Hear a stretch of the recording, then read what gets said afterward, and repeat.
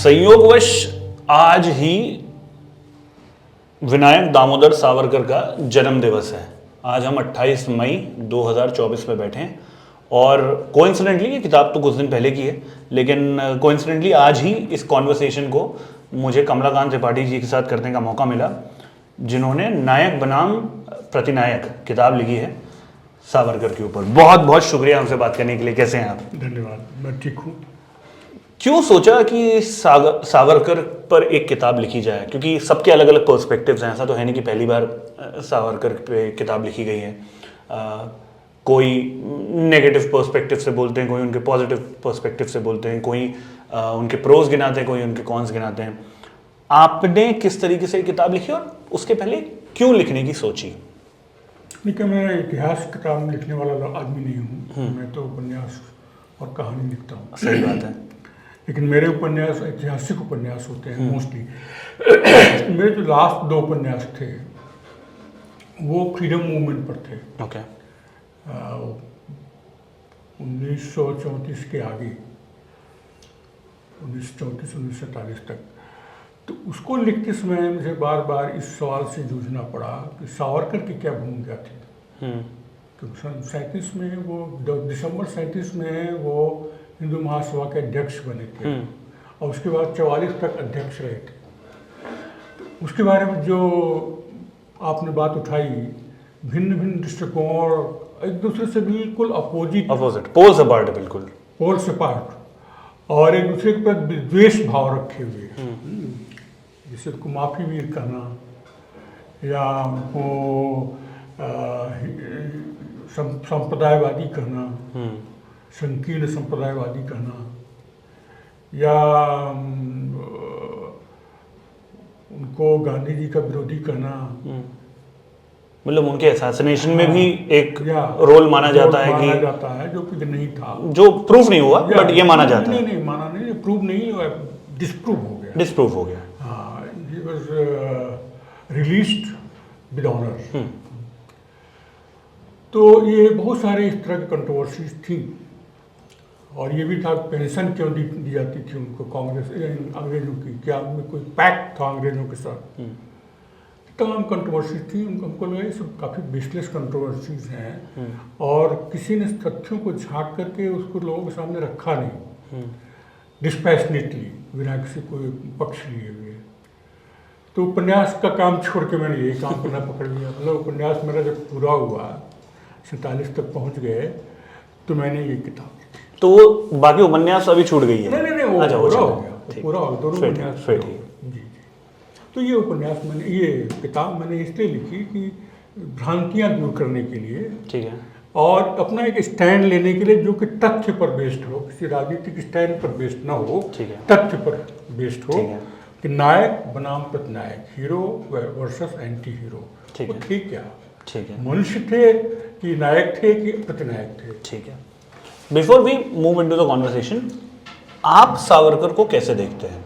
आप उनको हीरो देखते हैं, आप उनको प्रतिनायक देखते हैं, आप उनको विलन देखते हैं, मनुष्य देखते हैं, परमात्मा देखते हैं, जो भी आप नहीं, मैं परमात्मा नहीं देखता ना, मनुष्य ही देखता हूँ। ठीक है। मैं एक मनुष्य देखता हूँ जो बहुत दूर तक सोचते थे, बहुत स्ट्रेट फॉरवर्ड आदमी थे और साहसी आदमी थे और देश को डिवोटेड थे, देशभक्त थे।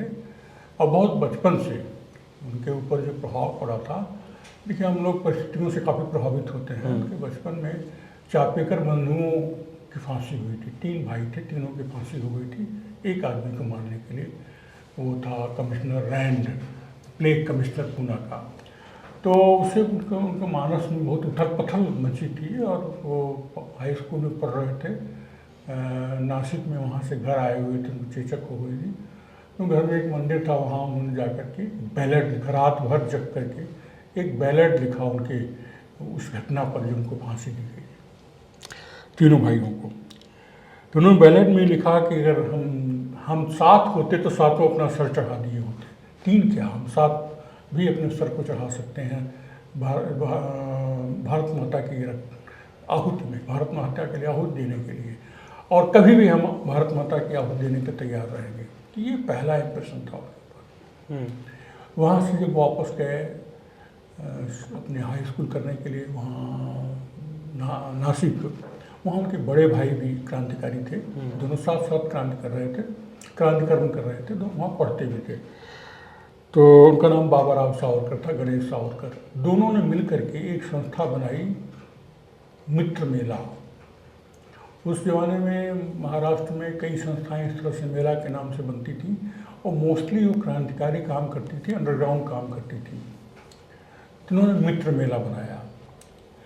उसके बाद वो हाई स्कूल पास करके चले गए पूना, फर्ग्यूसन कॉलेज में पढ़ने के लिए। तो वहाँ उनका विजन और बढ़ा, पढ़ाई लिखाई बहुत सारी किया। बहुत पढ़ने वाले बहुत थे, स्टूडियस भी थे, अच्छे वक्ता भी थे और क्रिएटिव राइटर थे। पोइट्री, मराठी के पोइट्री, ड्रामा, फिक्शन सब लिखा है उन्होंने। इतिहास भी लिखा है। इतिहास में उन्होंने 6 golden periods of Indian history और हिंदूपत पातशाही, शिवाजी का इतिहास, काफ़ी किताबें उन्होंने लिखी हैं। 1857 पर जो लिखा हो तो आप जानते हैं बहुत कंट्रोवर्सी रही उसको लेकर के, बैन हो गई, आज़ादी तक बैन रही और फिर भी वो छपती रही, बिकती रही। ऐसे उन्होंने माधुनी के ऊपर एक किताब लिखी थी, माधुनी चरित्र मराठी।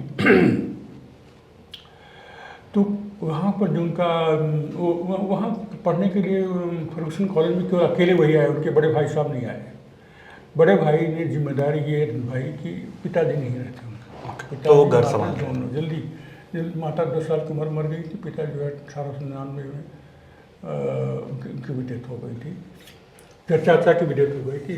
केवल वही उनके बड़े भाई उनके ऊपर सब कुछ थे। निर्भर जो है 2 भाई थे ये, सावरकर और ये विनायक सावरकर और नाना राव सावरकर। तो अकेले इनको भेजा पढ़ने के लिए, उनका मैं इनको पढ़ाऊंगा और जिस कर्म में लगे हुए वो कर्म भी आगे बढ़ाऊंगा इनका। तो वहाँ पर उन्होंने और विस्तार किया मित्र मेला का और फिर उसका नाम बदल के रखा अभिनव भारत। अभिनव भारत क्यों रखा कि मैजिनी से बहुत प्रभावित हुए थे। किससे? इटली का मैजिनी। अच्छा। इटली का लीडर था जिसने इटली को यूनिफाई किया था, इटली को आज़ाद किया था बाहर के देशों से। इटली कमज़ोर मुल्क था उस ज़माने में और बिखरा हुआ था, जैसे जर्मनी बिखरा हुआ था, कई सही बात स्टेट्स थे। तो इटली उनकी संस्था का नाम था माजिनी की न्यू इटली। इसीलिए अभिनव भारत। इसलिए अभिनव भारत। तो अभिनव भारत का काम जो है अंडरग्राउंड था, लेकिन प्रचार के लिए बाहर से काम करते थे, कंसल्टेशन के लिए काम करते थे। ठीक है। तो वहाँ से उन्होंने BA किया और जो बंगाल का विभाजन हुआ तो उसके खिलाफ जो आंदोलन चला उसमें उन्होंने भाग लिया और वहाँ पर कपड़ों की होली जलाई, काफ़ी बहुत बड़ी होली इकट्ठा किया और तिलक जी के सामने भाषण दिया उन्होंने। तिलक उनके संरक्षकों में से थे, एक तरह से उनके पथ प्रदर्शकों में से थे। तो वहाँ गए, वहाँ से बॉम्बे गए BA करने के बाद। बॉम्बे में लॉ करना चाहते थे, वहाँ पर भी इसका प्रसार किया अभिनव भारत का। फिर वहाँ से उनको एक स्कॉलरशिप का पता लगा। श्याम जी कृष्ण वर्मा थे, एक वहाँ इंग्लैंड में रह के काम कर रहे थे, वो भी भारत के बहुत बड़े क्रांतिकारी थे और बैरिस्टर थे वहाँ पर। तो उन्होंने एक इंडिया हाउस खोला था, भारतीय छात्रों के लिए बोर्डिंग हाउस बनाया था। अच्छा। क्योंकि भारत के छात्र जो वहाँ पढ़ने जाते थे उनको बड़ा डिस्क्रिमिनेशन फेस करना पड़ता था। अंग्रेज उनको हॉस्टल थे नहीं, तो अंग्रेज लोग उनको अपने घरों में कुछ जगह नहीं देते थे, किराए का मकान नहीं मिलता था, तो ऐसे हॉस्टल में रहते थे। उन्होंने एक हॉस्टल खोला, उसका नाम रखा इंडिया हाउस। और वो एक पत्र भी निकालते थे वहाँ से, उसका नाम था सोशलॉजिस्ट, इंडियन सोशलॉजिस्ट। और वो इंडिया की आज़ादी के खासकर होम रूल के लिए वहाँ से काम कर रहे थे। ठीक है। पहले इंडिया से काम कर रहे थे, इंडिया से जाना पड़ा उनको। जब देखा उन्होंने चापेकर बंधुओं में तिलक भी गिरफ्तार हो गए थे। तिलक ने एक भाषण दिया था, उसका प्रभाव माना गया कि उसका प्रभाव उनके ऊपर पड़ा। वो एक इंसाइट करने वाला भाषण तो वहाँ बहुत बड़ा प्लेग फैला हुआ था, उसकी निंदा किया उन्होंने। जिस तरह से सरकार प्लेग से डील कर रही थी, उन्होंने कहा कि ये प्लेग से नहीं डील कर रहे हैं तो भारतीयों की आत्मा को कुचलने का मौका इसको इस्तेमाल कर मौके के रूप में इस्तेमाल कर रहे हैं। ओके, लोगों को भगा देना, जला देना उनकी प्रॉपर्टी। तो ये तिलक जी को जब उनको इसके लिए 18 महीने की कैद हो गई, मान ली जेल वाली बात बाद में हुई, पहले 18, तब उनको लग गया कि यहाँ पर फ्रीडम ऑफ एक्सप्रेशन नहीं है, जबकि इंग्लैंड में है, तो वहाँ रह के हम बेहतर काम कर सकते हैं। ठीक है, वो इंग्लैंड चले गए थे पहले। ठीक है, तो इनको उनका स्कॉलरशिप की कंडीशन थी कुछ प्रतिज्ञा वगैरह। मेन प्रतिज्ञा ये थी कि मैं पढ़ाई करने के बाद देश के लिए काम करूंगा और सरकार के अंतर्गत कोई नौकरी नहीं स्वीकार करूंगा, कोई पद स्वीकार नहीं करूंगा, सरकार के अंतर्गत किसी संस्था का सदस्यता नहीं बनूंगा, किसी काउंसिल का चुनाव में भाग नहीं लूँगा। अच्छा, हाँ, तो ये कमिटमेंट देने के बाद ही वो स्कॉलरशिप मिलती थी। तो वो कमिटमेंट दे के भर के उन्होंने भेज दिया। उसमें 2 लोगों का हस्ताक्षर करना होता था। विटनेस होगा, तो विटनेस ही नहीं, 2 रिकमेंड करने वाले। अच्छा, रिकमेंडेशन, जिनको वो जानते हों, ठीक है, भाई अपने पैसे अपने पॉकेट से सही पैसा बात दे है। रहे थे। तो उसमें एक तिलक जी ने रिकमेंड अच्छा। किया, अपना रिकमेंडेशन लिखा भी। मैं इनको करीब से जानता हूँ और बहुत शानदार देशभक्त का उन्होंने परिचय दिया है। उसके पहले इनको हॉस्टल से निकाला जा चुका था। अच्छा, क्रांतिकारी नासिक में? हाँ, नासिक में इनको हॉस्टल से निकाल दिया गया था, क्योंकि ये बहुत उबाल देने वाला भाषण दिए थे। अच्छा, बहुत वोकल थे, बहुत ज़्यादा हाँ, वोकल थे। वोकल थे, बहुत अंग्रेजों की बुराई किए थे ठीक है, ये भंग पर। तो वो सब जानते थे, तिलक पता था सब। तो वो सब उन्होंने लिखा कि बहुत ओजस्वी युवक है और अभी कम उम्र में ही इन्होंने बहुत सारे काम किए हैं और इतना काम किया है, इनको हॉस्टल से निकाल दिया। तो हो गया, स्कॉलरशिप मिल गई। और स्कॉलरशिप इतनी नहीं थी कि आदमी आराम से रह सके, लेकिन फिर भी बेयर मिनिमम चलाने लायक थे। ठीक है, इनकी फिर अपने ससुराल गए। अपने ससुर की शादी हो गई, जिस साल हाई स्कूल की असल शादी हो गई थी। इनके ससुर थोड़ा सा बेलाप थे। तो एक कोई रियासत थी, नाम नहीं याद आ रहा, उस रियासत में वो कुछ काम करते थे, टैक्स कलेक्शन के काम में थे। तो उन्होंने वादा किया कि बाकी पैसा वो भेजेंगे। ठीक है, तो दोनों के भरोसे चले गए हवाई जहाज, पानी के जहाज बैठे, 1 महीने में पहुंच गए वहाँ। और उसी इंडिया हाउस में रहने लगे जो श्यामजी कृष्ण वर्मा ने इंडियन छात्रों के लिए खोला था। ठीक है, कुछ ही दिनों बाद इन दोनों को इतना मन मिल गया, विचार मिल गए कि श्यामजी कृष्ण वर्मा ने उनकी जो इंडिया हाउस मैनेजमेंट इन्हीं को दे दिया। अच्छा, और मैनेजमेंट का मतलब दूसरा था, वो सब क्रांतिकारियों का अड्डा था, भारत के क्रांतिकारियों का अड्डा था। उन क्रांतिकारियों का नेतृत्व करना था, उनको थिंक टैंक का काम करना था, उनको उनके लिए योजना बनानी थी, कौन सा काम करना है, कौन सा कैसे करना है, किस तरह। तो उन सब काम में उस्ताद थे। ये बहुत भरोसा था उनको। देखा इनका स्वभाव देख करके, इनका डेडिकेशन देख करके। दोनों में उनके बच्चे नहीं थे, दोनों में पिता पुत्र जैसा संबंध हो गया। तो उनके ऊपर छोड़ कर पेरिस चले गए, क्योंकि उनके ऊपर उस समय तक उनके खिलाफ माहौल बनने लगा था कि ये अरेस्ट हो जाएंगे, ठीक है। तो ये देखने लगे काम। इसके बाद फिर जो है नीचे उसमें गाइडेंस में वो मदन लाल धिंगरा ने कर्जन वैली की हत्या किया और हत्या करना चाहते थे लॉर्ड कर्जन की, जो यहाँ पर भंग कर गया था, वापस चला गया था। मिंटो आए थे उसके बाद, लेकिन वो जहाँ जब पहुँचे तो गेट बंद हो गया था। तो उन्होंने कर्जन वैली को चुना, नंबर 2 टारगेट।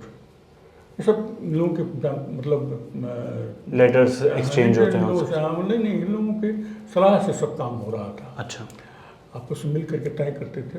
उसमें ये लीडर का काम करते थे सावरकर। तो कर्जन वैली वो आदमी था जो जासूसी विभाग का हेड था, ब्रिटिश आर्मी का। ब्रिटिश आर्मी ने ब्रिटिश गवर्नमेंट का। और उसमें खास करके वो देखता था जो ब्रिटिश इंडियन स्टूडेंट्स की एक्टिविटीज़ को देख रहा था। ओके। और दूसरा काम उसका था, वो जो यहाँ के मंत्री होते थे ना, एक secretary of state for Indian affairs, उनका असिस्टेंट था। ओके। तो काफ़ी उसने इन्फ्लुएंशियल आदमी था, ब्रिटिश इन्फ्लुएंशियल आदमी था और इंडिया के खिलाफ काम करता था, इंडियन इंटरेस्ट के खिलाफ काम करता था। ठीक है। उसी की वजह से इनको पास होने के बावजूद बैरिस्ट्री की डिग्री नहीं मिली थी, सॉरी डिग्री तो मिल गई, बैरिस्ट्री प्रैक्टिस करने का लाइसेंस नहीं मिला। उनके खिलाफ जो तो मटेरियल इकट्ठा किया जासूसों के मार्फत की ये एक्टिविटीज में लिप्त हैं इसलिए, ठीक है। तो उसको मारने का तय हुआ, उसको मार दिया। इन्होंने? नहीं सबने मिलके? नहीं सब नहीं, एक आदमी ने। ओके। जानते केवल 3 लोग थे। उसका नाम था मदन लाल धिंगरा। हम लोग बहुत कम नाम जानते हैं, जैसे श्याम जी कृष्ण वर्मा का नाम भी नहीं जानते, वैसे मदन लाल धिंगरा का नाम भी नहीं जानते। मदन लाल धिंगरा ने अकेले जा करके और उनको लॉर्ड कर्जन वायली को और उनके साथ एक पारसी डॉक्टर था, उसको तो अनइंटेंशनली वो आ गया उनके सामने, तो उसकी डेथ हो गई, दोनों लोगों की डेथ हो गई। उन्होंने अपने को पकड़वा दिया। अच्छा, भागे नहीं कि हम करके आए हैं। हाँ करके आए और कहा हमको फांसी दो, हम चाहते हैं कि हमको फांसी दो, आपसे दया की भीख नहीं मांगते। मैं जरा उनका स्टेटमेंट आपको सुनाता हूँ जी। वो स्टेटमेंट जो सावरकर ने अपने हाथ से लिखा था। अच्छा। हाँ, सावरकर ने उनके बोला था कि आपको जो है यही स्टेटमेंट देना है, और वो पुलिस वालों ने छीन लिया था, तो उन्होंने याद कर करके उसको दिया। तो उससे आपको इनके माइंड में क्या चल रहा था इसका एहसास हो जाएगा।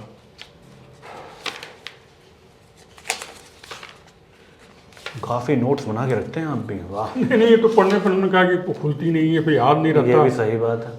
देखिए उन्होंने कहा जी।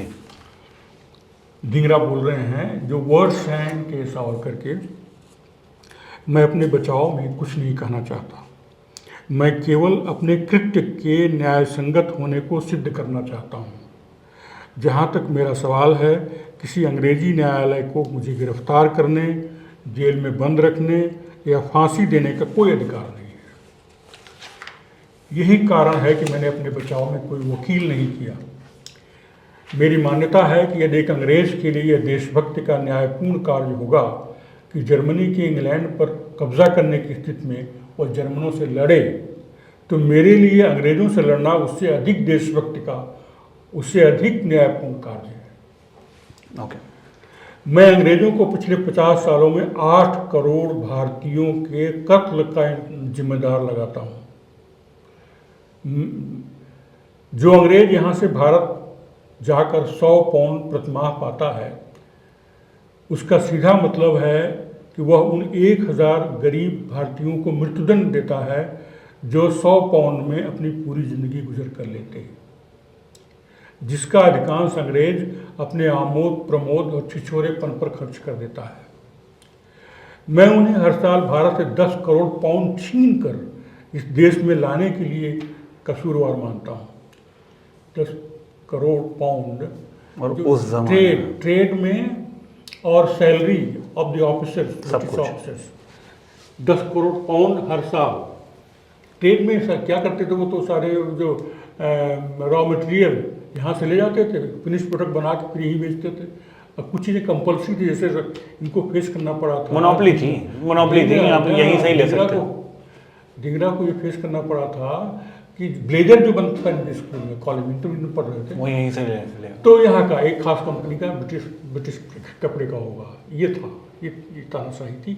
और कैसे एक कंपनी जब राज पाती है, जब बिजनेस कंपनी राज करती है, तो कैसे अपना इंटरेस्ट सर्व करती है, बिल्कुल अलग तरह की चीज़। ठीक है, कोई साम्राज्य नहीं। ठीक है, थोड़ा आगे चलते हैं। जब ये सब हुआ, इसके बाद वो काफ़ी टाइम तक वहाँ एक्टिव थे, जितना मैंने थोड़ा बहुत हिस्ट्री पढ़ा है और रिपोर्ट्स पढ़े हैं, वो काफ़ी टाइम एक्टिव थे। इंडिया हाउस उन्होंने काफ़ी टाइम चलाया, राइट? फिर क्या हुआ, क्या चेंज आया जिंदगी में?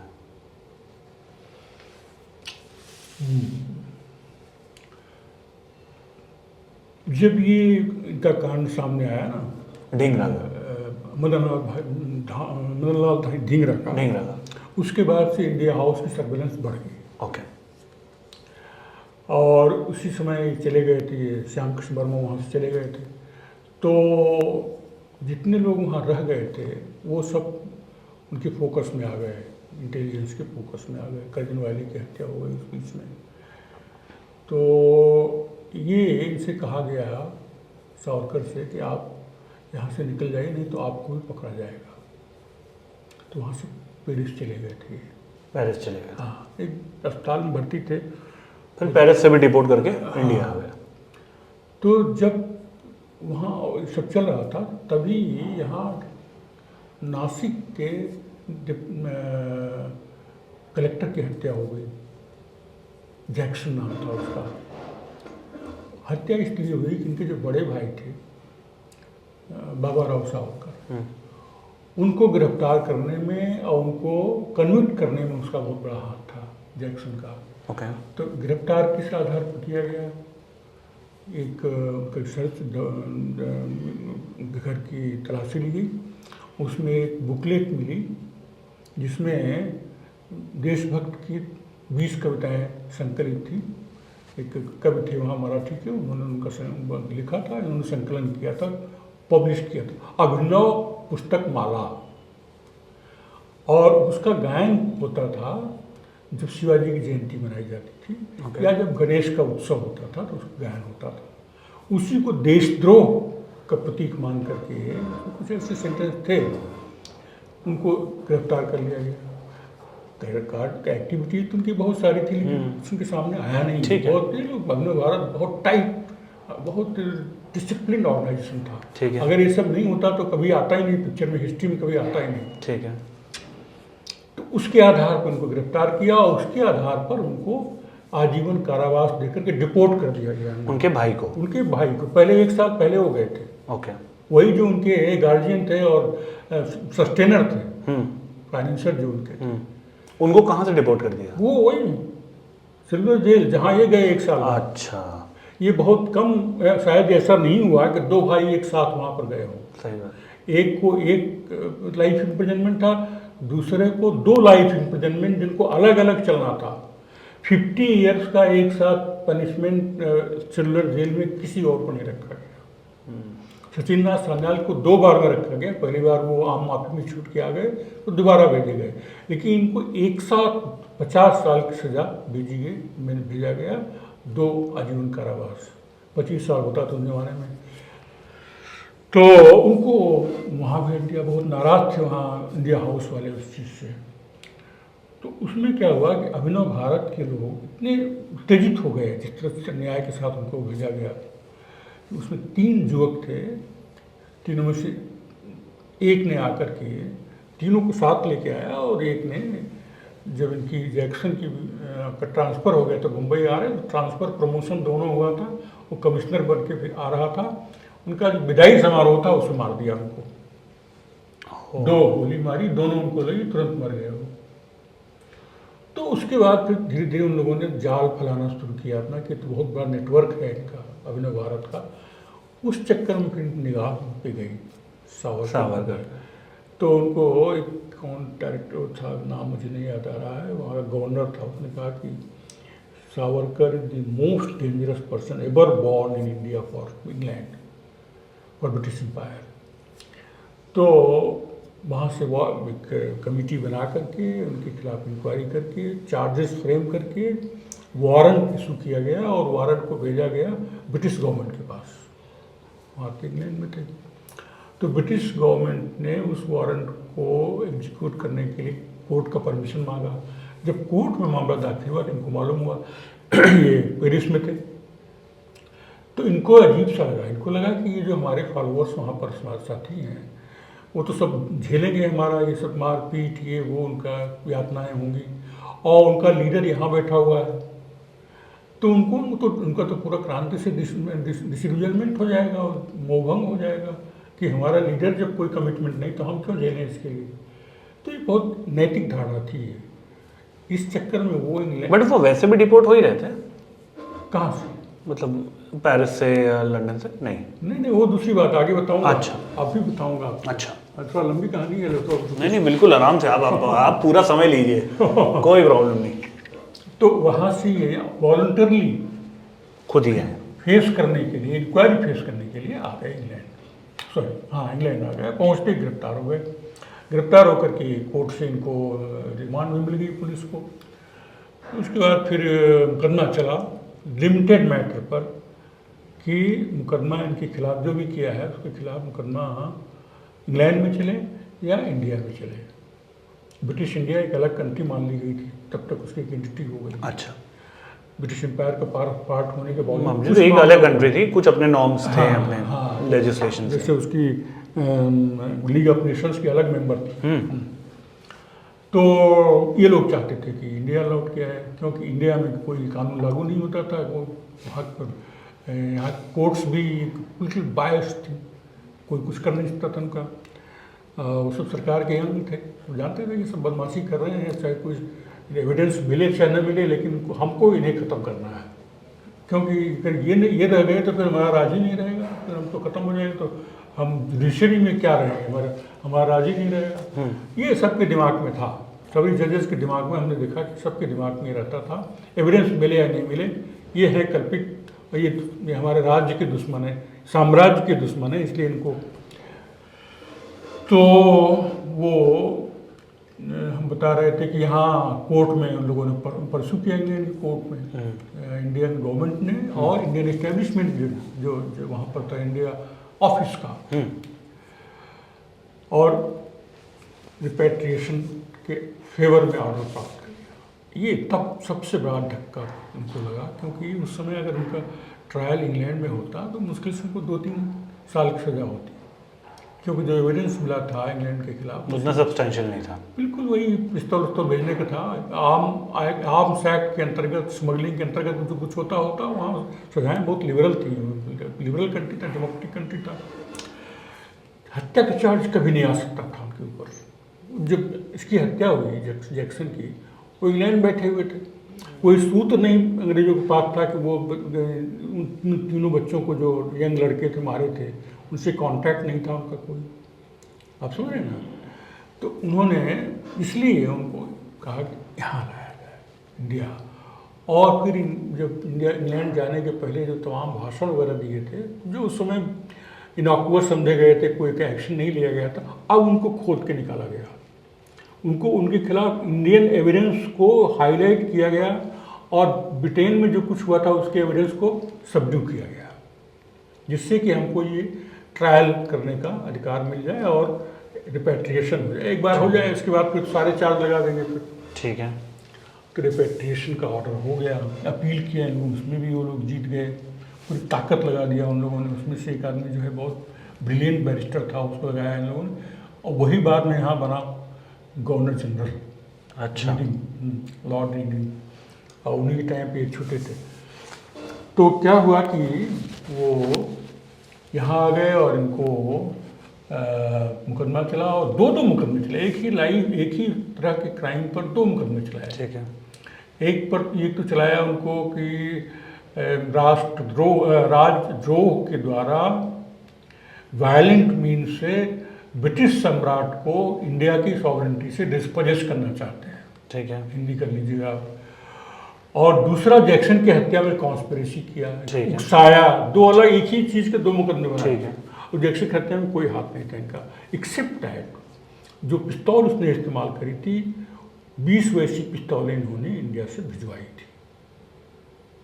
सॉरी, इंग्लैंड से भिजवाई थी। इंडिया और बहुत पहले तब जैक्सन पिक्चर में नहीं थे, तब मुकदमा नहीं चला था बाबा राव के ऊपर, तो कहीं पिक्चर में नहीं, यही बता रहा हूँ मैं आपको। 20 पिस्तौलें भिजवाई थी और क्रांतिकारियों के इस्तेमाल के लिए भिजवाई थी। वो बाई चांस जो है वो जो उसमें से एक पिस्तौल उसके हाथ में पड़ गई। ठीक है। और जिस आदमी ने पिस्तौल जो ले गया था, वो पुलिस की मारपीट में टूट गया। ठीक है। उसने कबूल कर लिया कि 20 पिस्तौलें साहब ने भेजा था, उसमें से एक पिस्तौल ये थी जिससे मारा गया Jackson. That was the only connection. ठीक है।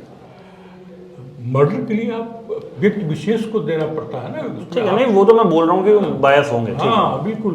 अब स्टार्ट होती है इनका ट्रायल शुरू होती है, और ट्रायल लंबी चलती है, और उसके बाद फिर सारे एविडेंस वगैरह करके पहली बार किसी को 2 टर्म लाइफ इम्प्रिजनमेंट के एक साथ दे जाते हैं। तुरंत ये अपील देते हैं। एक लाइफ इम्प्रिजनमेंट 25 साल का, 2 50 साल के हो जाते हैं। 25-50 साल तो वो तो नॉर्म चेंज होता रहता है, लेकिन उस समय 25 साल था, बाद में 14 साल। हाँ ठीक है। तो 2 लाइफ इम्प्रिजनमेंट जब इनको मिला तो बड़े हंसी आई इनको। उन्होंने एक चिट्ठी लिखी उसको गवर्नर को, वहाँ के बॉम्बे के। इसका मतलब ये हुआ कि अंग्रेज़ों ने हिंदुओं का पुनर्जन्म का सिद्धांत मान लिया क्या? रिजरेक्शन को छोड़ दिया क्या इन्होंने? कि एक टर्म में आदमी को 2 लाइफ इम्प्रिजनमेंट कैसे दे सकते हैं आप? लाइफ इम्प्रिजनमेंट तो लाइफ इम्प्रिजनमेंट हुआ ना, वो तो लाइफ के लिए तो सिम्बॉलिकली 25 साल रखा जाता है, लेकिन है तो लाइफ के लिए। तो जानते जवाब क्या है? जवाब है पहले आप 25 साल पूरा करो, फिर तब विचार करेंगे। 25 साल बाद किसने देखा? तो उनको जानबूझ के कहता 50 साल में आदमी बूढ़ा हो जाएगा, या तो मर जाएगा, क्योंकि वहाँ इतना टॉर्चर होता था कि वहाँ आदमी सर्वाइव करना मुश्किल। 10 साल सर्वाइव करना ऐसे लोग 10 साल के अंदर अंदर लोगों ने आत्महत्या कर लिया। बट ये 10 साल थे। हाँ, ये 10 साल थे, ये 10 साल थे, इनके भाई 11 साल थे। अच्छा। और वो ये कभी इनकी वजह से नहीं, इनके याचिका की वजह से, इनके पिटीशन की वजह से कभी नहीं छोड़ा गया। वो जेल ही बंद होने वाला था। ये तो चलिए इस पे हम आएंगे, हम इसी पे मतलब ये इस बारे में बात ना की जाए तो मतलब हमारा इंटरव्यू अधूरा है, क्योंकि अगर सावरकर क्या मर्सी पिटीशन की बात नहीं करेंगे तो फिर नहीं, मर्सी पिटीशन दिया था, बताता हूँ, बिल्कुल आएगा।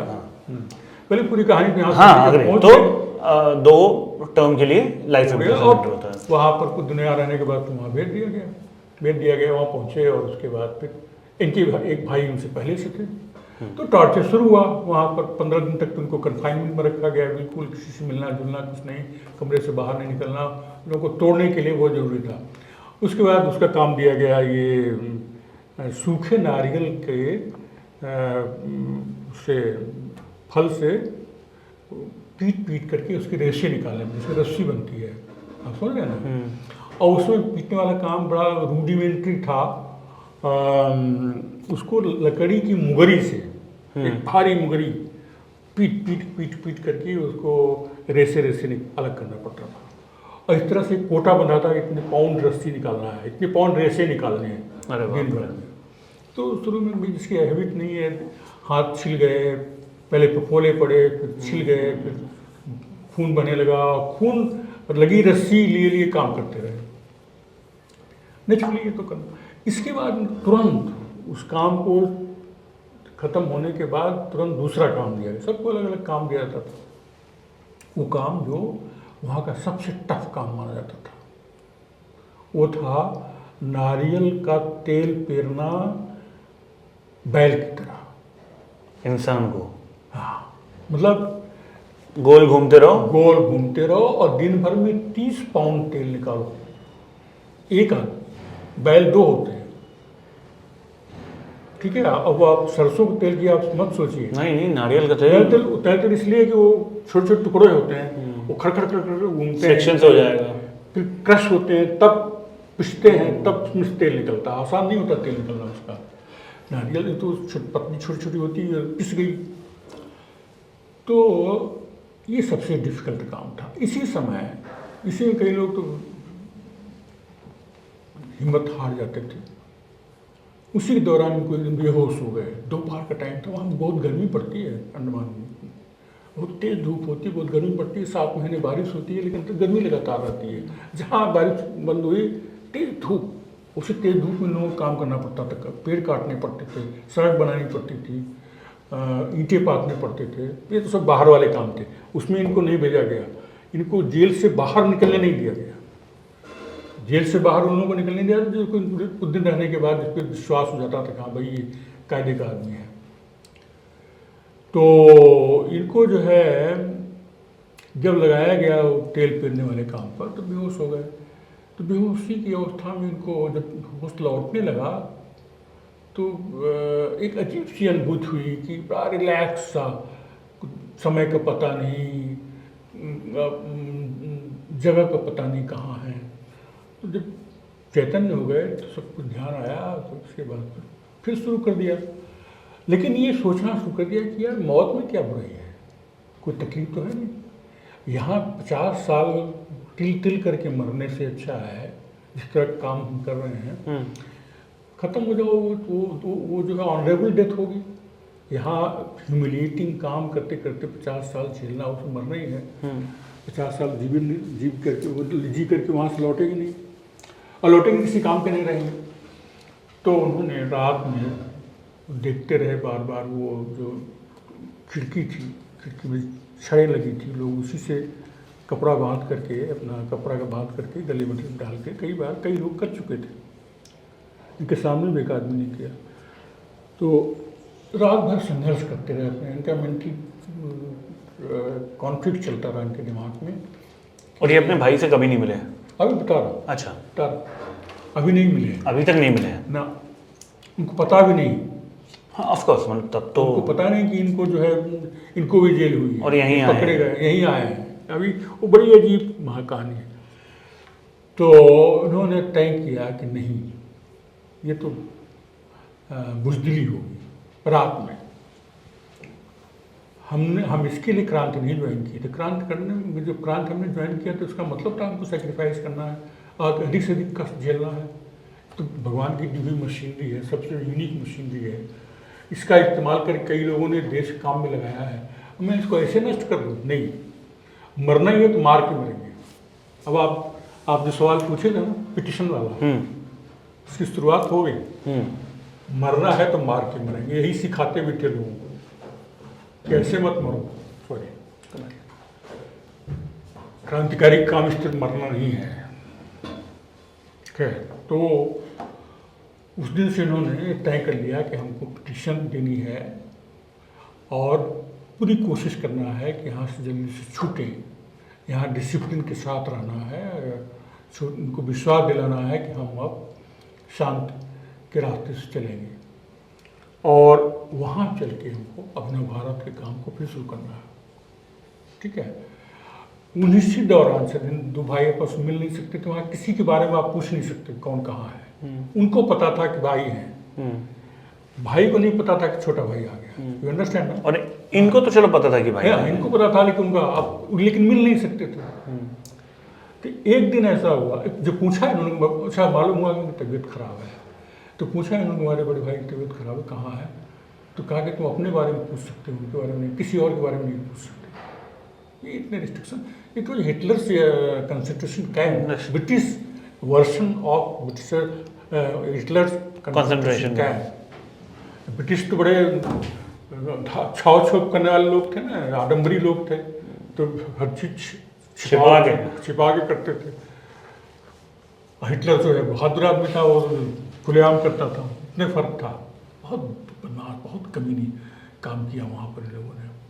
खैर, तो एक दिन उनसे मुलाकात, ऐसे कहीं किसी काम से निकले थे वो दोनों, ऐसे अचानक मुलाकात हो गई। उन्होंने देखा, पहले उन्होंने देखा, दौड़े, अरे तात्या तुम, तात्या घर का नाम था इनका, अरे तुम यहाँ कैसे?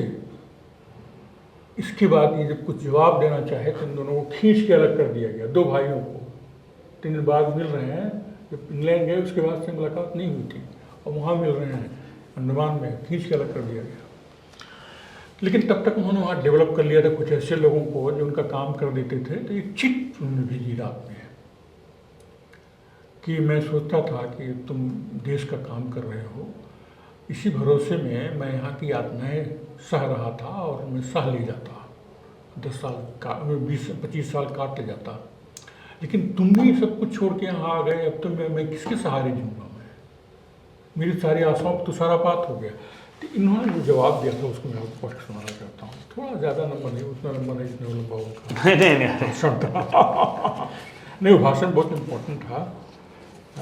तो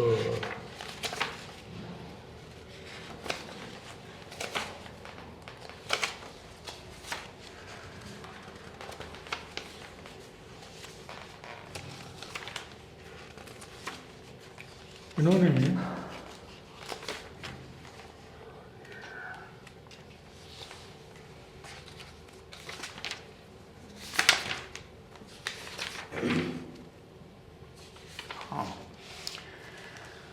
उन्होंने लिखा कि ये विश्वास की मातृभूमि की मुक्ति के लिए तुम्हारा संघर्ष जारी है।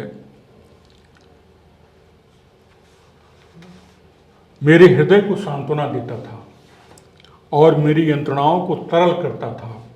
अब तुम्हारा कार्य कौन जारी रखेगा? तुम्हारी प्रतिभा और शक्ति व्यर्थ हो जाएगी। ये लिखते हैं बाबा राव सावरकर अपने छोटे भाई विनायक सावरकर। उसका जवाब में लिखते हैं ये हमारे सावरकर जी, मेरी योग्यता और मेरी शक्ति निष्ठुर परीक्षा पर खरी उतरी है। इसकी सुंदरता ये है कि मैंने जो प्रचार किया उसी का व्यवहार किया और लड़ते हुए मोर्चे के सामने आ गया। यह न्याय संगत कर्तव्य भी था कि हम उन लोगों के सांप की कोठरी से, उन लोगों के सांप से कोठरी में सड़ते हुए उसकी यंत्रणा बर्दाश्त कर दें जिनके लिए सामने से लड़ते हुए हम हार गए। अंतिम विजय प्राप्त करने के लिए कोठरी के ये दृश्य, ये कष्ट और ये त्याग उतने ही आवश्यक हैं जितना गौरव के शंखनाद के साथ युद्ध करना फ्रंट पर। ये जवाब, ये एक्सचेंज हुआ, ये उन्होंने जवाब दिया। फिर क्या बनी स्ट्रेटेजी? अब इसको थोड़ा जल्दी में समझते हैं। फिर इन्होंने दोनों ने क्या स्ट्रेटेजी बनाई? अब कोई स्ट्रेटेजी, इनकी कोई स्ट्रेटेजी मिलते जुलते थोड़े थे।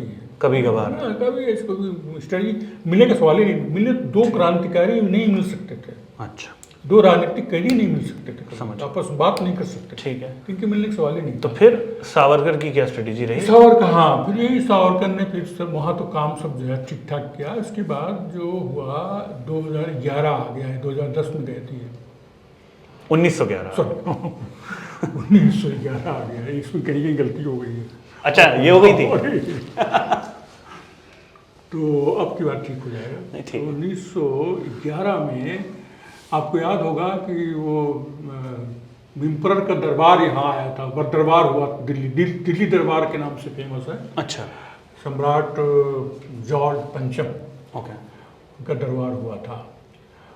वो जो बंगाल का भंग हुआ था, उसका लंबा चल रहा था, बहुत विद्रोह चल रहा था उसके खिलाफ। मुस्लिम तो पक्ष में थे और हिंदू उसके पक्ष में थे, तो काफ़ी पूरे देश में आंदोलन चल रहा था, सत्याग्रह वगैरह, और ये बायकॉट और स्वदेशी का आंदोलन चल रहा था। ठीक है।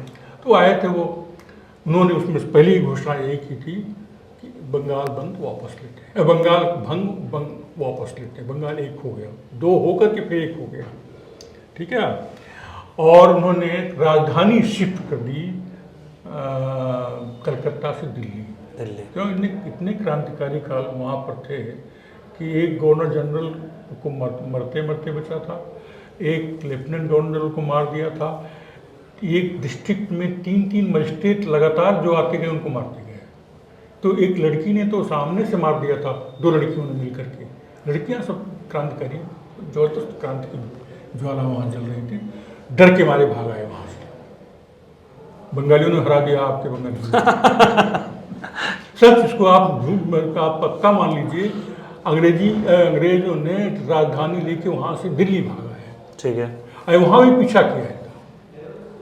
बसंत रास बिहारी बोस ने वहाँ उनको मरवाया है, बम फिकवाया। अगला जो गवर्नर जनरल आया लॉर्ड हार्डिंग, बम फिकवाया, तो उस बम से उसका जो अंगरक्षक था वो मारा गया, लेकिन वो नहीं मारा। उन्हें उसको पीठ में चोट आई, काफी दिन तक बीमार, लेकिन मरा नहीं। ठीक है।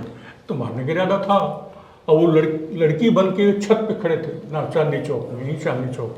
ओके, दिल्ली दरबार जब चल रहा था। हाँ, बसंत कुमार आगे कुछ नाम था, रास बिहारी बोस ने लगाया था, यंग लड़का था, उसको लड़की बना करके साड़ी उड़ी पहना।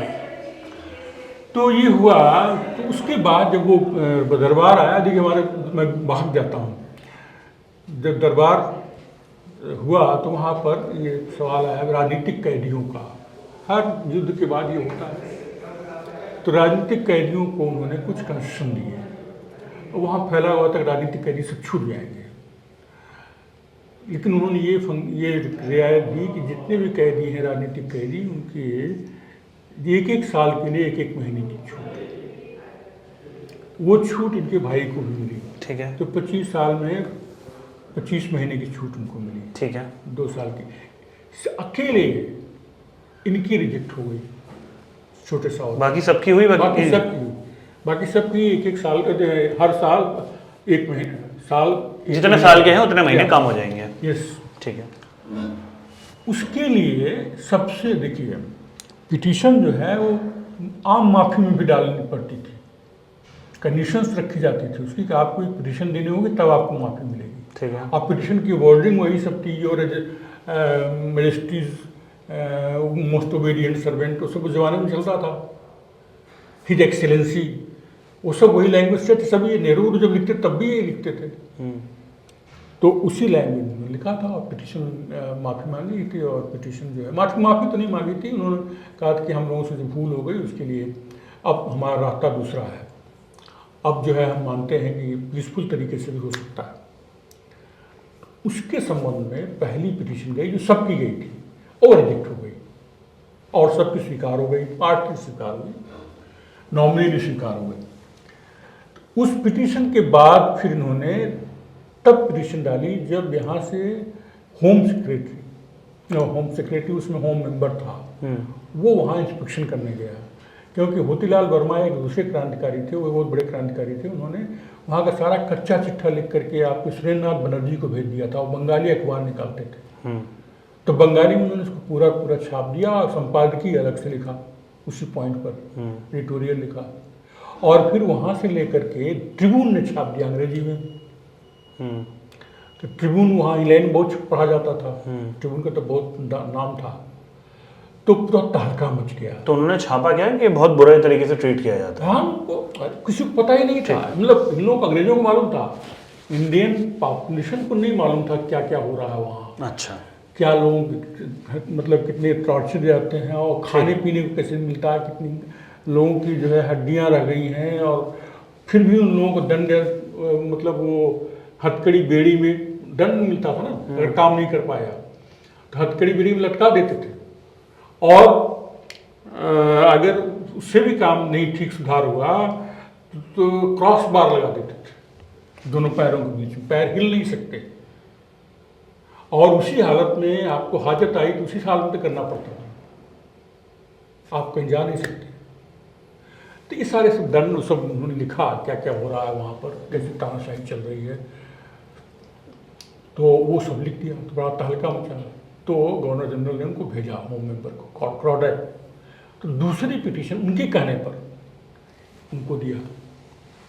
उन्होंने कहा कि सब बहुत देर तक बातचीत हुई दोनों में, उन्होंने कहा भाई हमारे विचार बदल गए हैं, अब हम मानते हैं कि पीसफुल मीन्स से सुधार वगैरह हो रहे हैं, पार्लियामेंट्री सुधार हुए हैं, सिविल लिबर्टीज़ वगैरह मिल रही, तब कुछ नहीं था जब हम लोगों ने काम शुरू किया था, कोई तरीका नहीं था कि हम लोग अपनी ग्रीवेंस सामने रखते, तो अब हम मान गए हैं कि सुधार हो सकता है और हम लोग पीसफुल तरीके से मांग करके देश को आज़ाद करा सकते हैं। तो उनका पिटीशन लिख के दे दिया, पिटीशन लिख के दे दिया, और पहले भेज चुके थे, हमने पहले भेजा था, उसको कुछ नहीं हुआ, दूसरी भेज देता हूँ आपको। वही पहली पिटीशन थी, पहली वाली मिलती नहीं कहीं, रिकॉर्ड में कहीं मिलती नहीं, लेकिन उसका जिक्र दूसरी में है, इसलिए उसको मालूम है। तो दूसरी पिटीशन में यही स्टैंड लिया कि अब वही रिफॉर्म्स वाला। अच्छा, इंटेंशन क्या था जो मैंने बताया आपको, आप मानिए चाहे ना मानिए, कि हमको लौट करके अभिनव भारत का काम आगे बढ़ाना है। ठीक है, ये इनका कारण है, वैसे क्रांतिकारी नहीं थे, दिख जाने वाले लोग नहीं थे, और उनकी ट्रेनिंग हुई थी मरने के लिए, ट्रेनिंग जेल के लिए मैंने बताया आपको ना।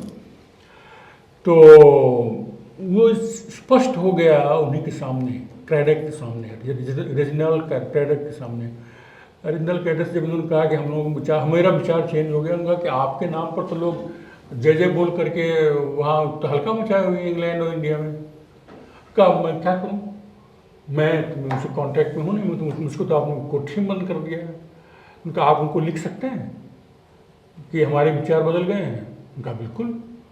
उनका ठीक है, आप लिखिए, हमारे थ्रू जाएगा। उनका नहीं, लिखना तो होगा तभी जब मैं इंडिपेंडेंट लिखूंगा अपने साथियों को। तो कहते फिर आपको हम नहीं मौका देंगे, आप मत दीजिए मौका। ये वहीं स्पष्ट हो गया, ये पट्टा कभी भी झुकने वाला नहीं था। क्रैडक के सामने ये बात हुई है, पूरी बातचीत इसमें है। तो कहा हमारे थ्रू जाएंगे, नहीं आपके थ्रू नहीं जा सकता। आपके थ्रू पे जाने का मतलब कि हमसे प्रक्योर किया गया, जबरन लिया गया है, कोई नहीं मानेंगे। मैं इंडिपेंडेंट उनसे करस्पॉन्डेंस करूँगा, उसके तैयार हूँ, तो हम भेजने को तैयार हैं।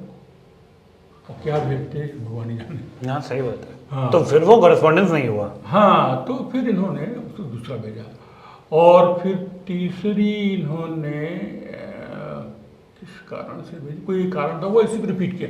चौथी जो है उसकी हिस्ट्री है। ठीक है, चौथी की हिस्ट्री इंपॉर्टेंट ये है कि जब फर्स्ट वर्ल्ड वॉर खत्म हो गया 1919 में, तब इंडियन आर्मी गई थी हेल्प करने के लिए, ब्रिटेन जीत गया, जर्मनी से जीत गया, काफ़ी बड़ा अचीवमेंट था। तो खुश होकर के सम्राट ने लिख दिया कि इनको जितने राजनीतिक कैदियों को छोड़ दिया गया, ठीक है। राजनीतिक कैदियों को छोड़ भी दिया गया। 2 भाइयों को रोक दिया। इन दोनों को? हाँ, ये सबसे डेंजरस कैदी है। इसलिए किसने रोका? गवर्नर जनरल ने अपनी डिस्क्रिप्शन पे। उसमें 1 वर्ड 2 वर्ड तो कहीं कहीं आया है, 1-2 वर्ड ऐसा था कि नॉर्मली सबको छोड़ दिया जाए, आने से कोई ओवरराइडिंग रीजन ना हो। ओके। ओवरराइडिंग रीजन इन्होंने मैनिफेस्टो गांधी जी से इनके छोटे भाई नारायण राव सावकर, जिनको बाद में गांधी जी की हत्या के बाद मार दिया गया था, आपने सुना होगा इसको। चितपौन ब्राह्मणों के खिलाफ दंगे हुए तो उसमें वो मारे गए थे। तीसरे भाई इनके छोटे भाई वो परसू कर रहे थे किसको, तो गांधी जी से मिले कि अब सबको छोड़ दिया गया। जिसके ऊपर हत्या का चार्ज था भाई परमानंद, और जिसके ऊपर जिन्होंने हत्या की थी, करवाई थी, एविडेंस प्रूव हो गया था और फांसी की सजा हो गई थी, कम्यूट करके जिसको दिया गया था, उन सबको छोड़ दिया गया माफी में। इनको नहीं छोड़ा गया। इनकी तबीयत खराब हो गई है, वाकई इनको वेट और बहुत लॉस हो गया था। तो क्या करें, उनका ऐसा है कि एक पिटिशन से और लिखवाइए और ये मेंशन करवाइएगा और लोगों को छोड़ दिया गया है, आपको नहीं, उनसे कम, उससे ज़्यादा सीरियस उनकी निगाह में, गांधी जी निगाह में बातें जो थी गंभीर बातें, तो वो अंग्रेज जानते थे, उनके जासूस जानते थे कितने खतरनाक हैं ये। थिंक टैंक हैं, लीडर हैं, पूरे क्रांतिकारी ग्रुप के इंडिया के लीडर हैं, सब में एक सूत्र बंधा हुआ था। बंगाल, महाराष्ट्र, पंजाब और यूपी, सारे क्रांतिकारियों का एक सूत्र बंधा हुआ था। और सावरकर ने ही सबके लिए नए बम बनाने का, डेवलप किस्म के बम बनाने का मैनुअल भिजवाया था इंग्लैंड से, रशियन से प्राप्त किया था उसको। ओके। तो सब एक थे। दूसरा प्रमाण इसका एक, तो Gandhi ji as a barrister उन्होंने सजेशन दिया? नहीं, he was leader. Okay. He was fighting for India. I thought in the capacity of a barrister. नहीं, सब 1919 की बात है। तब तो गांधी जी 15 में आ गए थे, साउथ अफ्रीका से आ गए थे ना। तो फिर चौथा पिटिशन लिखा गया। चौथा पिटिशन लिखा गया और गांधी जी ने ये भी कहा कि मैं अपने टाइम ही इसको लूँगा, अपने लेवल पे भी इस चीज़ को लेता हूँ। गांधी जी ने लिया भी, यंग इंडिया में एक आर्टिकल लिखा, यही सब लिखते हुए कि उनके खिलाफ कोई ऐसा नहीं सबूत। उन्होंने ये भी कहा कि जो सम्राट का जो आदेश है वो कंपलसरी है, उसमें एक्सेप्शन बनाने के लिए आपको रीजन बताना पड़ेगा, पब्लिक से डिस्क्लोज करना पड़ेगा। आपने कोई बिना रीजन बताए कैसे उनको विदहोल्ड कर लिया, बाकी लोगों को छोड़ दिया? वो जिस लैंग्वेज जो है उनकी ऑर्डर की, वो परमिट नहीं करती आपको, जिसको चाहिए उसको छोड़ दीजिए, जिसको चाहिए उसको रिटेन रखिए। आपको कारण बताना पड़ेगा रिटेन रखने का, छोड़ने का नहीं। तो वो सब किया लेकिन कुछ नहीं हुआ, कुछ भी नहीं हुआ। वो भी रिजेक्ट हो गया, ये भी, इस पर कोई कान नहीं दिया उन लोगों ने।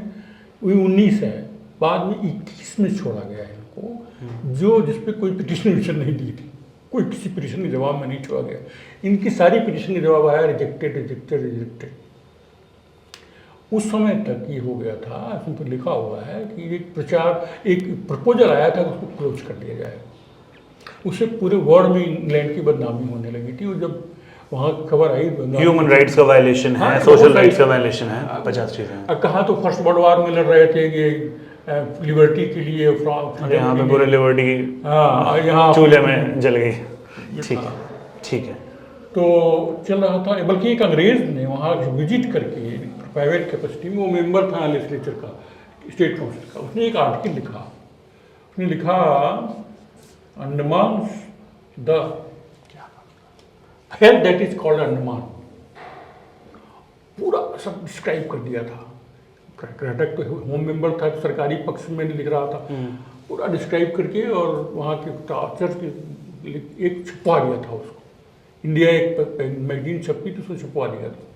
तो बड़ा तहलका मचा पार्लियामेंट, मतलब पार्लियामेंट नहीं थी उस समय, काउंसिल में सवाल उठाया गया कि सरकार इस रिपोर्ट को, इस आर्टिकल पे कोई कमेटी बिठा के रिपोर्ट मंगवाएगी, उसको सबमिट करेगी। सरकार ने प्रॉमिस किया कि ठीक है। कमेटी बताया, तो रिपोर्ट जो देगी उसके हिसाब से हम वो रिपोर्ट को टेबल पर रखेंगे, यहाँ काउंसिल में ठीक है। रखेंगे, असेंबली में रखेंगे। उसी पर जो विचार करने के बाद चल रहा था कि सेलुलर रिलीजन बंद खत्म करते हो हैं गया, हाँ, और खर्चा भी उसके बहुत कारण ज्यादा वो आ गए बाहर। तो वो बंद नहीं हुई। अच्छा। हाँ, इसलिए गुंजाइश है कंट्रोवर्सी की। उस समय नहीं बंद हुई, ओके, उसके पहले आ गए वो। नहीं, उसमें बंद नहीं हुई, प्रपोजल चल रहा था, लेकिन ये सबसे डेंजरस कैदी थी, इनको हटाना था, ठीक है। इनका पहले बंदोबस्त करना था। तो ये कह सकते हैं कि इनको हटाया गया इसलिए कि देवर एंटिसिपेटिंग टू क्लोज करना है। बाकी का राजनीतिक कैदी आ ही गए थे, छूट गए थे ना पहले वो। तो दोनों का मिश्रण है, हाँ, ऐसा बोल सकते हैं। तो फिर इनको जो है बिना किसी कारण के एक दिन अचानक जो है इनको खबर मिली कि आपको छोड़ा नहीं गया। ये सोचिए, ट्रांसफर किया टू इंडियन जेल।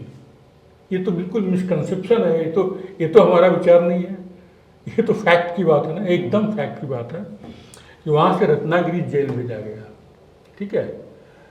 और रत्नागिरी जेल में भी इनको वो हार्ड पनिशमेंट, क्या बोलते हैं, सश्रम कारावास जो होता है ना, लेबर जो अपराधियों को मिलता है, उसमें भेजा गया। और वहाँ कितना टाइम रहे फिर? वहाँ पर 4 साल रहे। और फिर वहाँ उसके फिर नहीं, अंग्रेजों ने कभी नहीं छोड़ा, ये कोई नहीं जानता। अंग्रेजों ने कभी रिलीज नहीं किया उनको। उसके बाद रत्नागिरी जिले में कन्फाइन कर दिया, नज़रबंद कर दिया, आप समझिए। और बहुत सारे रिस्ट्रिक्शन, जहाँ रहेंगे जासूसों की निगरानी में रहेंगे, कहीं जाएंगे, खाएंगे, पिएंगे, सब कुछ उनकी निगरानी में हुआ। और रोज रिपोर्ट भेजते थे वो लोग अपनी स्टेट गवर्नमेंट को। तो हमेशा जेल में ही रहे हैं? नहीं, हाँ, 37 तक बता रहा हूँ, 37 तक अंग्रेजों को जब तक बस चला। पहले 5 साल के लिए किया था, फिर 2 साल 2 साल 2 साल बढ़ाते गए, इंडेफिनिटली बढ़ाते जा रहे थे। तो 37 में इलेक्शंस हो गए। पहली बात 35 एक्ट के अंतर्गत सुना होगा आपने, पॉपुलर इलेक्शन, पहली बार इलेक्शन, पॉपुलर सरकार बनी। तो पॉपुलर सरकार पहले इनकी बनी, जमुना दास मेहता और धनजी साहब ऊपर की, जबकि बननी चाहिए थी कांग्रेस की। कांग्रेस जीत गई थी, एक सीट कम थी, तो मिल गई थी। लेकिन कांग्रेस हर जगह इस प्रॉमिस पर टिकी हुई थी कि जब तक गवर्नमेंट ये प्रॉमिस नहीं करती कि गवर्नर जनरल और गवर्नर अपने प्रेरोगेटिव का इस्तेमाल नहीं करेंगे, ओवरराइड नहीं करेंगे हमारे डिसीजंस को, जिनकी पावर्स है ना, प्रेरोगेटिव पावर्स हैं, उसका इस्तेमाल करके हमारी डिसीजन को ओवरराइड नहीं करेंगे, इसका एश्योरेंस नहीं देते, तब तक हम सरकार नहीं बनाएंगे। लेकिन जीत गए तब भी। तो वो मामला चल रहा था 1 अप्रैल से जुलाई तक चलता रहा, ठीक है। उसके बीच में उनका था कि 1 अप्रैल को सरकार बननी थी। 37 फरवरी में इलेक्शंस हुए थे और 1 अप्रैल को सरकार बननी थी। तो इलेक्शंस हो गए थे, तो उन्होंने 1 अप्रैल को सब जगह सरकारें बनवा दी, सारे स्टेट्स में। वो सरकारें बनाई उन्होंने अल्पमत की। अच्छा, मैंने क्या बोलते हैं अंग्रेजी में, जो मेजोरिटी की सरकार नहीं बनी, माइनॉरिटी गवर्नमेंट बना, माइनॉरिटी गवर्नमेंट बना दी। इंटरिम गवर्नमेंट का नाम, ठीक है, इंटरिम गवर्नमेंट दिया, काम चलाओ कर सकते। उसमें जो सरकार बनी वो थी तिलक जी की स्वराज पार्टी, लोकतंत्र स्वराज पार्टी, उसकी सरकार बनी। तो उन्होंने सरकार बनाया ही इसीलिए, उसको सरकार बनाने की जरूरत थी, मालूम था वो लोग तैयार हो जाएंगे, तुम क्या सरकार हम तभी बनाएंगे जब हमको सावरकर के मामले में पूरी छूट दी जाएगी।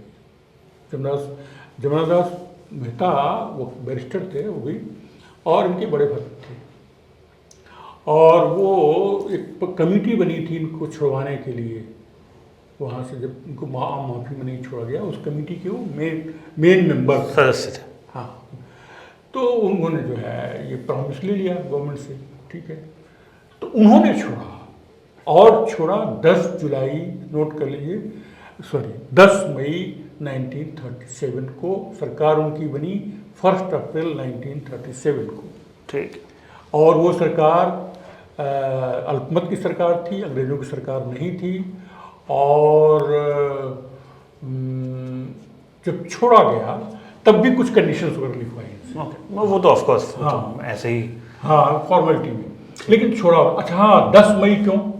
10 मई वो चाहते थे ये सावरकर के 10 मई को उनको छोड़ा जाए। क्यों ऐसा? 10 मई को मेरठ में 1857 में वॉर ऑफ इंडिपेंडेंस शुरू हुई थी। ट्रू। और 10 मई को हर साल इंग्लैंड में ये लोग शहीद दिवस मनाते थे और उसमें उनको एड्रेस करते थे 1857 के शहीदों को कि आपका युद्ध अभी कायम है, हम आपके युद्ध को लड़ रहे हैं, आपकी संतानें, आप हमको अपना आशीर्वाद दीजिए। अच्छा। और वो तब तक हम लड़ेंगे जब तक कि देश आज़ाद नहीं हो जाएगा, जिसके लिए आप लोगों ने जान दी थी, या तब तक जब तक हम नहीं मर जाएंगे। ये उनका प्रपत्र होता था, उसमें उसको पढ़ते थे हर साल। शुरू किया था 1908 से, जब ये पहुँचे 1907 में पहुँचे ये। तो उसी दिन इनको छोड़ा गया और छोड़ा जब नर्मदा बजाज और धनजी साह को सरकार ने छोड़ा, पूरी तरह से मुक्त किया। इसके पहले इनको नज़रबंदी में रखा गया था। इसी से जुड़ा हुआ एक मामला और है पेंशन वाला का, ये मैं उसको बता दूँ। नहीं, पेंशन के बारे में मतलब मतलब इसके लिए थोड़ी बहुत क्लैरिटी है। कई लोग बोलते हैं कि सरकार पेंशन देती है, जो मेरा है, अगर आप मेरे डाउट क्लियर कीजिएगा। मैंने जितना पढ़ा है, फिर जो मैंने एक दूसरा पर्सपेक्टिव ये जाना कि कई लोग बोलते हैं कि वो सरकार, ब्रिटिश सरकार से पेंशन लेते हैं। दूसरा पर्सपेक्टिव ये है कि जितने भी राजनीतिक कैदी थे उनको एक अलाउंस मिलता था, उनका एक अलाउंस मिलता था, वो 60 रुपए जो भी और जितना मैंने पढ़ा है कि उनको आधा मिलता था, बाकियों को शायद 120 रुपए मिलते थे, इनको 60 मिलता था, जो भी है। अगर मैं गलत हूं तो आप मुझे क्लैरिफाई कर दीजिए। और देखिए ना, मैं हिस्ट्री में रहा हूं तो मैं इतना कुछ क्लेम नहीं कर सकता। मैं समझा और जोड़ लीजिए जी कि 5 साल नहीं मिला इनको, औरों को शुरू से मिलता था। अच्छा, इनको पहले 5 साल, हाँ वही, इसलिए शायद उनको आधा मिला है, उनको पैसा आधा नहीं मिला है, उनको आधा टाइम मिला है। Sorry my bad. 5 साल नहीं मिला है। इसके बाद बड़ा ह्यू ट्राई हुई कि कैसे जिएंगे। इन्होंने खुद कहा कि जेल में कम से कम खाना तो मिलता था, और वो कंडीशन सुन लीजिए, किस कंडीशन, क्या कंडीशन थी उनकी, इकोनॉमिक कंडीशन क्या थी। जब इनको जेल हुई थी, मतलब काला पानी हुआ था, तो सारी प्रॉपर्टी जब्त हो गई थी। 2700 रुपये की, उस जमाने की 27,000 रुपये की प्रॉपर्टी थी उस जमाने की, आप सोचिए। इनके बड़े भाई की भी जब्त हो गई थी, जब वो छोटा भाई पढ़ रहा था, ठीक है। और उसको पढ़ाने वाले उनके बाहर के दोस्त मित्र, उनके हिंदू महासभा के करीब, मतलब उनके जो फॉलोअर्स थे उनका। और इनकी जो किताबें थी उनमें कोई रॉयल्टी नहीं थी, क्योंकि सब बैन हो गई थी। इनकी बीए की डिग्री जो बॉम्बे यूनिवर्सिटी से मिली थी, उसको बॉम्बे निरस्त कैंसिल कर दिया था। तो कहाँ खाते, क्या खाते, कैसे कमाते। और वहाँ रहते हुए नज़रबंदी के दौरान के 3-5 साल में वाइफ तो आई गई थी, 2 बच्चे भी हो गए थे। भाई इतने दिनों बाद पत्नी मिली, तो 3 बच्चे हुए वहाँ पर। 3 में एक की डेथ हो गई, 2 बच्चे थे इनके, 2 बच्चों को पालना। अच्छा, तो 60 बहुत कहने सुनने पर मंजूर हुआ। इनके डिस्ट्रिक्ट मजिस्ट्रेट ने रिकमेंड किया था 175 नहीं 75 दूना क्या 150 और होम मेंबर ने कर दिया 75 और गवर्नर ने कर दिया 60 का एक हिसाब बता दें आपको। नियम था 1.5 रुपये रोज खाने का मिलता था उस जमाने में, ठीक है। तो 45 रुपये हो गया। और 40 रुपये साल कपड़े का मिलता था, ठीक। और 20-25 रुपये पर मंथ फुटकर खर्च के लिए, बाकी खर्च के लिए, बस। ये जोड़ लिए करीब 60 बैठता, 65 रुपये, 60-64 रुपये, इनको 60 भी मिला। और वो 60 जब मिला 5 साल के बाद, तो हर 2 साल को 60 ही रहा। 2 साल की बढ़ाई जाती रही, तो महंगाई भी तो बढ़ती रहती है ना लगातार। तो ये 37 तक रहे। आप सोचिए 24 में इनको दिया गया, 29 में 5 साल पूरे हुए, फिर 37 तक रहे ये। और वो 60 रुपये मिलते थे। मेरा लास्ट सवाल आपसे, इसके बाद हम इस पॉडकास्ट को रैप करते हैं। एक जो बड़ी दलीलें जो सावरकर के फेवर में नहीं है, वो ये है कि जब इनके मर्सी पिटीशन हो गए और वो जेल से बाहर आ गए, जो लोग कहते हैं कि अगर ये क्रांतिकारी थे, तो उसके बाद इन्होंने अंग्रेजों के खिलाफ आवाज़ उठाना क्यों बंद कर दिया? कहाँ बंद कर दिया? मतलब मैं तो नहीं बोल रहा हूँ, मैं बोल रहा हूँ लोग बोलते हैं। लोग बोलते, गलत बोलते, सब है किताब में क्या क्या उन्होंने किया। ओके, बट जितने वो वोकल पहले थे उतने नहीं थे। नहीं वोकल थे, क्रांति नहीं कर रहे थे। क्रांति का रास्ता छोड़ दिया था, क्योंकि यहाँ आए तो दूसरी समस्या आ देखिए। आप, हम नहीं जानते आप कि क्या स्टैंड है इस मामले में। जो फैक्ट है वो मैं बता रहा हूँ। पहले तो वहाँ भी कुछ इम्प्रेशन इनको हुआ, वहाँ इनको इम्प्रेशन ये हुआ, वहाँ के फैक्ट्स है आप कहीं पढ़ लीजिए, राजनीतिक कैदी जो है उनको प्रमोशन नहीं दिया जाता था, मतलब वार्डन नहीं होते थे, कैदी कैदी रह जाते थे वो। ओके। हाँ, राजनीतिक कैदी उनके खिलाफ केवल डिस्क्रिमिनेशन होता था, उनके फेवर में कुछ नहीं। नॉर्मल कैदियों का प्रमोशन हो जाएगा, हाँ, कुछ बन सब- जाएंगे, ड्यूटीज मिल जाएंगी, इनको कुछ नहीं मिलता था। कुछ नहीं मिलता था। और सारे ये जो कैदी थे राजनीतिक हिंदू थे इनवेरिएबली। ये यहाँ से एंगल दूसरा देख रहे, आप शुरू कर दीजिए इसको देखना। और इनके ऊपर रखा जाता था केवल क्रिमिनल्स को, जो प्रमोट होते थे ना क्रिमिनल्स में, सरकार की लॉयल्टी अर्न करके, वहाँ जेलर की लॉयल्टी अर्न करके वो प्रमोट होते थे। वार्डर, पेटी ऑफिसर, एक और कोई पद था, नाम नहीं आता रहा, वो सब यही लोग रहते थे, उनको अलग खर्च नहीं करना पड़ा। जेल में जो लोग थे उन्हीं को रखते थे। मेन कंट्रोल वाला काम, डंडा डंडी मारने पीटने वाला काम वही लोग करते थे। अच्छा। तो वो लोग होते थे क्रिमिनल्स, हार्ड मर्डर करके आए होते, डाका डाल के आए होते थे। बेचारे राजनीतिक कैदी जो पढ़े लिखे लोग थे, ये तो प्रजा थे, तो मारे पीटे जाते थे, और मारने पीटने वाले वो लोग थे। एक दूसरी बात क्या हो गई इसमें जुड़ गई कि उन अंग्रेजों ने तय कर रखा था कि अगर इनके ऊपर हिंदू क्रिमिनल्स रखे जाएंगे वो रियायत देंगे इनको, राजनीतिक कैदियों को, इसलिए मुस्लिम क्रिमिनल्स को रखा गया। ये दूसरा जुड़ गया। फिर तीसरा ये हुआ कि उसमें एक बहुत बड़ी संख्या आई हुई थी क्रिमिनल्स की, अफगान्स की। वो कुछ जिहादी मूवमेंट चला था वहाँ पर, मुझे याद नहीं आ रहा है। तो उसमें कराची से और पंजाब से काफ़ी मुस्लिम आए थे। ठीक है। पठान थे। नहीं, बट ये तो जेल की बात हुई। मैंने सुने नहीं, वहाँ वही शुरू हुई, वही से बात, वो बहुत इंपॉर्टेंट बात है। ठीक। तो उन लोगों को दिया गया था इनको टॉर्चर करने के लिए। सारा टॉर्चर वाला काम भी ये लोग वही लोग करते थे, कड़ी गोली बांधना और डंडा लगाना, जल्दी करो, उठो बैठो, सब कुछ बुला के लाना किसी को, तो उसकी गर्दन पकड़ के ले आना। तो वो फिर उन पर ट्रस्ट करती थी सरकार। और जो नॉर्मल जो मुस्लिम थे क्लेम्स वगैरह के, उन पर नहीं, उनको तो वो लोग आधा काफिर करते थे, ये तो बेकार है, ये किसी काम के नहीं। खैर, तो वो वहाँ पर लोगों ने इतना टॉर्चर किया, और उसमें कुछ कट्टर टाइप के मुसलमान थे। उन लोगों ने टॉर्चर के दौरान छूट देने के लिए, छोटी छोटी छूट देने के लिए कहा तुम कन्वर्ट हो जाओ, मुसलमान बन जाओ, तुमको ठीक से पेश आएंगे तुम्हारे साथ। उस चक्कर में कई यंग कैदी मुसलमान बन गए थे, जो इनको खबर लगी तो बुरा लगा। इसकी जिम्मेदारी उन्होंने सरकार की मानी कि सरकार चाहती इस तरह से डिस्क्रिमिनेशन और दोनों कम्युनिटीज़ में कॉन्फ्लिक्ट पैदा करना। आई बात समझ? तो एक तो ये वहाँ से इनका विचार चेंज हुआ। क्रांतिकारी थे, इनके फॉलोअर्स थे, हिंदू मुसलमान दोनों थे।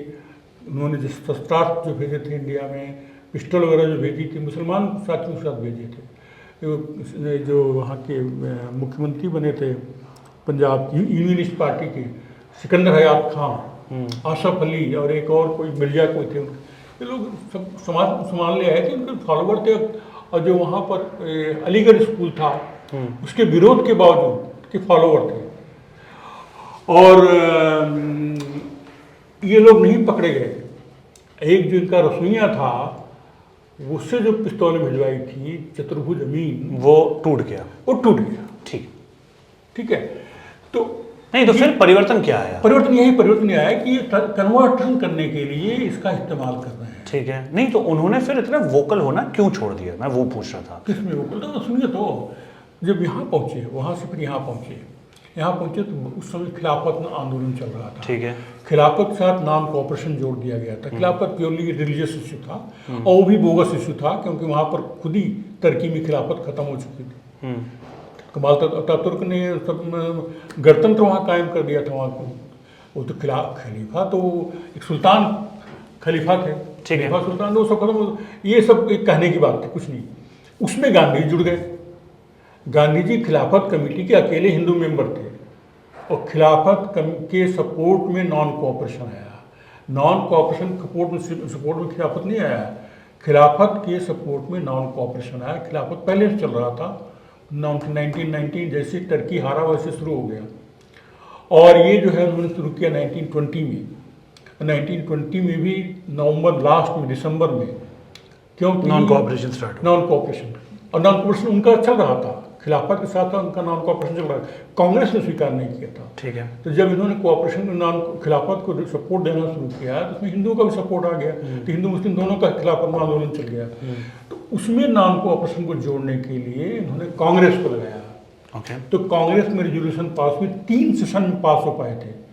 कांग्रेस के उसमें कॉन्स्टिट्यूशनलिस्ट थे सब, जिन्ना भी थे, जिन्ना कॉन्स्टिट्यूशनलिस्ट थे, बहुत तगड़ा विरोध किया था।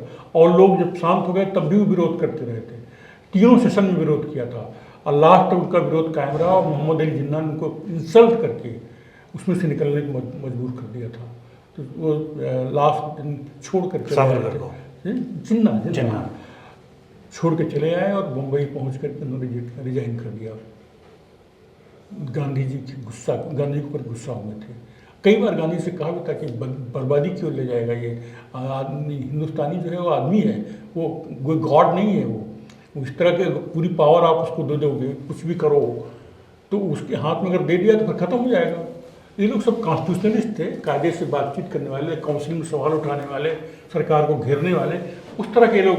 अब वही काम किया बाद में, धीरे धीरे ही सरकार ने मतलब पावर्स दिया। अब वही कॉन्स्टिट्यूशनल डेवलपमेंट हुआ, ये मूवमेंट से तो कुछ हुआ नहीं।